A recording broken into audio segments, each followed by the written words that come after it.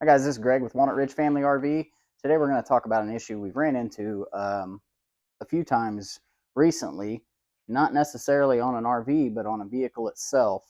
So if you're planning on picking up a Furrion backup camera, which a lot of new RVs are prepped with, even older RVs, if you own a newer truck, most of them we've seen are 22s, 23s, 24s. I believe 21s were also somewhat affected um, by this, where it will affect the camera.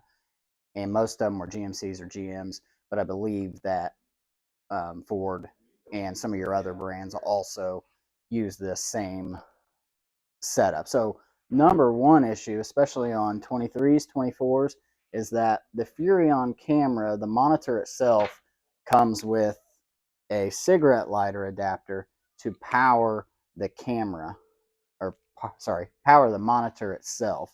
And most newer trucks do not have a cigarette lighter adapter.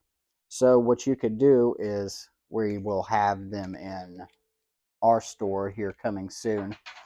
You will need to find either a cigarette lighter to USB adapter, which some of those are a little tricky because you have to have the right voltage, or you can find this same adapter that will plug into the back of the camera. So when we pop the camera off, unplug it, and it will just plug in straight to the plug, and then the other end is USB, which I can plug in to my truck here, and it will power it. And I think that's dead, so this will probably shut off in a second, but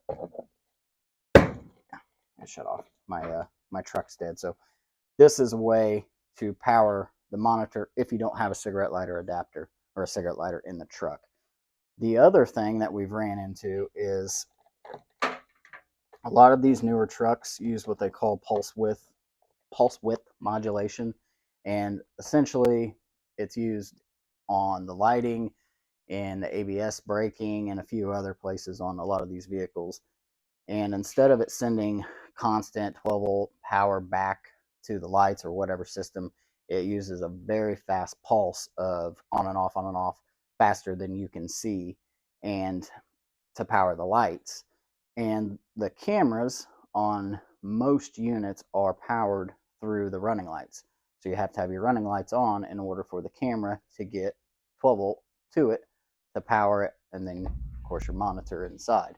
So when it's sending that constant on and off, on and off, on and off signal, it will not power the camera. It can't turn on long enough to sync or to do anything with. So if you own a newer truck like that, and most of them are 21s to 24s, and obviously here forward, we don't have them in stock. I'm waiting on my order to get here, but Furrion sells an adapter that essentially will plug into the 7-way of the truck, and then you'll plug the 7-way of the RV into that, and that has a system inside of it that will convert the pulse over somehow and power the cameras themselves full time. So you don't have to worry about you not having your cameras while you're traveling. Now, some newer RVs, mostly I've noticed on a lot of the higher end fifth wheels and toy haulers, their cameras aren't wired into the running lights anymore. A lot of them just have a switch on the inside that you can turn on and off.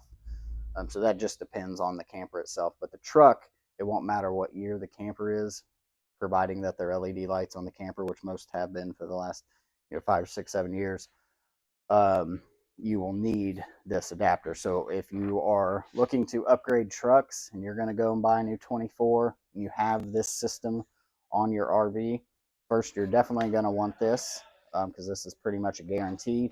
And then if you notice that it doesn't have a cigarette lighter plug in anymore, you'll need to get an adapter to actually plug in the camera. So you have a few other little accessories that you may need depending on the year of your vehicle. So we will have all this stuff in our Memphis location. I believe our Newcastle location has the Furrion adapters as well. So if you have any problems with us, come in and see us, and we'll get you taken care of.